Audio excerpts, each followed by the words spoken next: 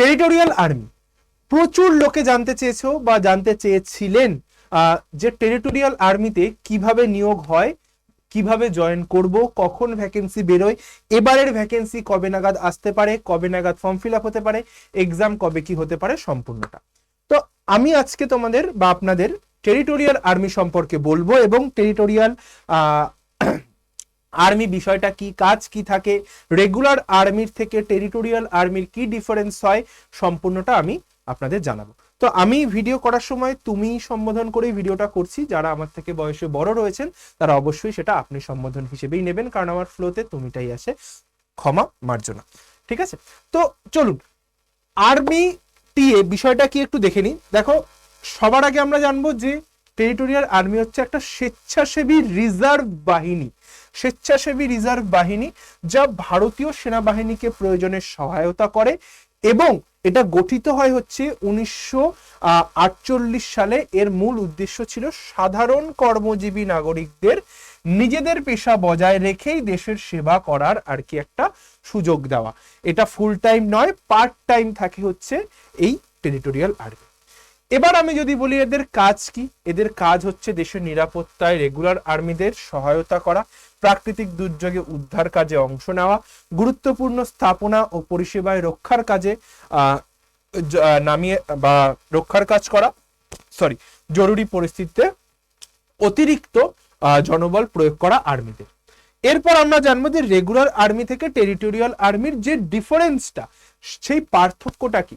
দেখো, full time চাকরি regular army, সারা বছর ডিউটি থাকে রেগুলার আর্মিতে, স্থায়ী সামরিক ক্যারিয়ার থাকে, নিয়মিত পোস্টিং হয়। টেরিটোরিয়াল আর্মিতে পার্ট টাইম, সব সময় তোমাকে প্রশিক্ষণে তোমাকে দেওয়া হবে, যখন দরকার পড়বে তখন তোমাকে ডিউটিতে দেখা হবে, তোমার যেটা কাজ সেই কাজ বজায় রেখেই তুমি এটা করতে পারবে এবং প্রয়োজনে তোমাকে মোতায়েন করা হবে যে কোনো জায়গায় যেখানে তোমার বলা হবে।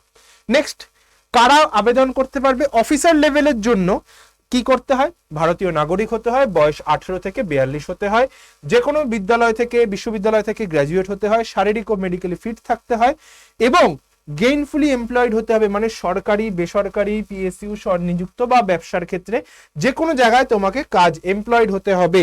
Regular army, navy, air force, police, GREF বা প্যারামিলিটারির কর্মরত সদস্যরা আবেদন করতে পারবেন না বলে দিয়েছে।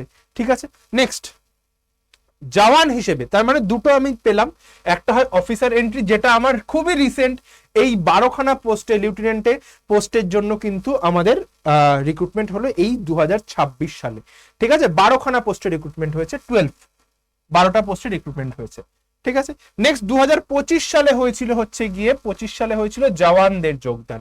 ঠিক আছে, সেখানে ভ্যাকেন্সি ছিল 1400টা, সেখানে 1400 ভ্যাকেন্সি ছিল, এই 1400 জন কিন্তু নেওয়া হয়েছিল। এবার সাধারণ যোগ্যতা 18 থেকে 42, ন্যূনতম যোগ্যতা মাধ্যমিক পাস, শারীরিক ও মেডিকেল ফিটনেস প্রয়োজন। রিক্রুটমেন্ট র্যালির মাধ্যমে নির্বাচন হয়। জোন ভিত্তিক, এই জোন ভিত্তিক বলতে এখানে 4টে জোনে ভাগ করা হয়, 4টে জোনে ভাগ করা হয়, যেখানে আমাদের ওয়েস্ট বেঙ্গল পড়ে হচ্ছে জোন 3-র মধ্যে। আমি অন্য জোনগুলো, অন্য স্টেটগুলোর কথা আমি বলছি না, ওয়েস্ট বেঙ্গল এরকম ভাবে বেরোয় যে জোনাল, এই জোনের পরীক্ষা এই ডেটে এরকম ভাবে নোটিফিকেশন আসবে। তো জানতে হয় আমাদের জোন কোন, আমাদের স্টেট কোন জোনে। তো ওয়েস্ট বেঙ্গল থাকে হচ্ছে গিয়ে জোন 3-তে, ওয়েস্ট বেঙ্গল জোন 3-তে থাকে। যখন আসবে প্রত্যেকটা নিয়ে ডিটেলস ভিডিও আমি বানিয়ে দেবো এই চ্যানেলে, তো অবশ্যই করে চ্যানেলটিকে সাবস্ক্রাইব করুন, আর যারা চ্যানেলে নতুন অবশ্যই এই ভিডিওটাকে লাইক করুন আর সাবস্ক্রাইবটা করে রাখুন, শেষ অবধি দেখুন ভিডিওটা, এরপরে আরো তথ্য রয়েছে। এরপর আমরা জানবো যে ফিজিক্যাল স্ট্যান্ডার্ড কি থাকে। হাইট 160 সেন্টিমিটার, চেস্ট 77 নর্মাল, ফুলিয়ে 82 centimetre, 5 centimetre expansion. Height, weight, age অনুযায়ী আর্মির মেডিকেল স্ট্যান্ডার্ড এবং সম্পূর্ণ মেডিকেলি ফিট হতে হবে। স্পোর্টস পার্সন ও এক্স সার্ভিসম্যানদের পরিবারের জন্য শারীরিক ছাড়ের ব্যবস্থা থাকে। ঠিক আছে, এরপরে আমরা কি জানবো? এরপরে আমরা জানবো সিলেকশনের প্রসেস কি থাকে। সিলেকশনের প্রসেস, অনলাইনে একটা এক্সাম হয় যেটা হচ্ছে অফিসারদের ক্ষেত্রে, ইন্টারভিউ হয়, medical examination, document verification, merit list. আর জওয়ানদের ক্ষেত্রে সবার আগে ফিজিক্যাল টেস্ট একটা, কিছু কিছু জায়গায় যদি রিটেন টেস্ট দরকার পড়ে, অনেক ক্ষেত্রে হয়ও না, medical test, police verification, final selection, এই হচ্ছে গিয়ে বিষয়। ঠিক আছে, ডিরেক্ট র্যালিতে 1600 মিটার তোমাদের দৌড়াতে হয়, 1600 মিটার দৌড়াতে হয়। অনেক ক্ষেত্রে টাইম বাধা থাকে, অনেক ক্ষেত্রে টাইম বাধা থাকে না, 1600 মিটার ঢুকতে হয় ওই 6.5 মিনিটের মধ্যে ম্যাক্সিমাম। এবার যদি বলি যে নোটিফিকেশন 26-এ কবে আসবে, 2026-এর নোটিফিকেশন, দেখো 2026-এর নোটিফিকেশন আসার সম্ভাবনা রয়েছে নভেম্বর ডিসেম্বর নাগাদ।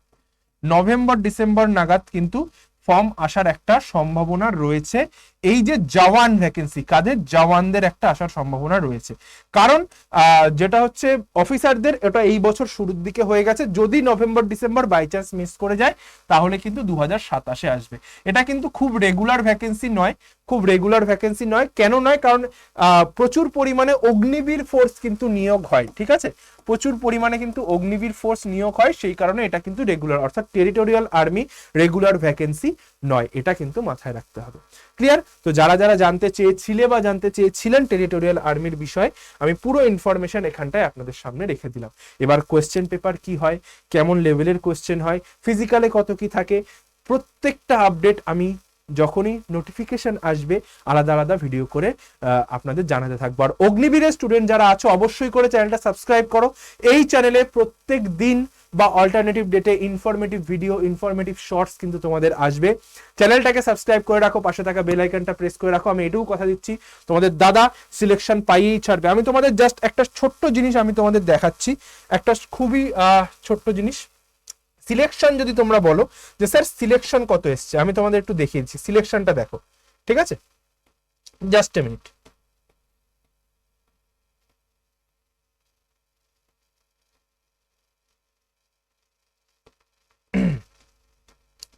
এক মিনিট।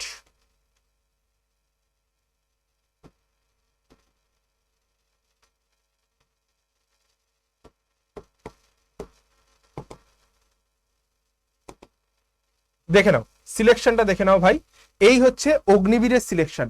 আমি ইউটিউবে পড়ানোর জন্য একটা নয়া পয়সা নিইনি, ইউটিউবে সম্পূর্ণ ফ্রিতে ক্লাস করে দেখে নাও যে অনেকে 2-3টে পোস্টেও সিলেক্ট হয়েছে, অনেক কোশ্চেন কমন এসেছে একটা পিডিএফ পড়ে। তাহলে ভাবো ভাই কি লেভেলের এইখানে প্রিপারেশন নেওয়ানো হয়।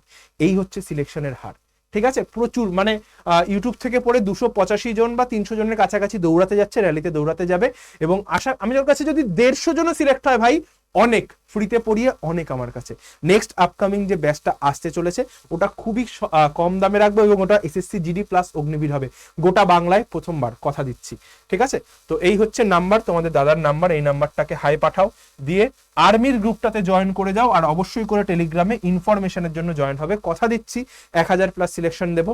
টেরিটোরিয়াল আর্মি বিষয়ে আরো কোনো ইনফরমেশন জানতে চাইলে অবশ্যই করে কমেন্ট সেকশনে জানান বা জানাও, আমি অবশ্যই সেটার উপর ভিডিও বানিয়ে দেবো। জয় গুরুদেব, জয় বড় মা, ভালো থেকো, সুস্থ থেকো, আর যুদ্ধে থেকো। দেখা হচ্ছে আমার রেগুলার ক্লাস ঠিক বিকেল 5টা 5 মিনিটে। অবশ্যই চ্যানেলটাকে সাবস্ক্রাইব করে পাশে থাকা বেল আইকনটা প্রেস করে দাও। টাটা।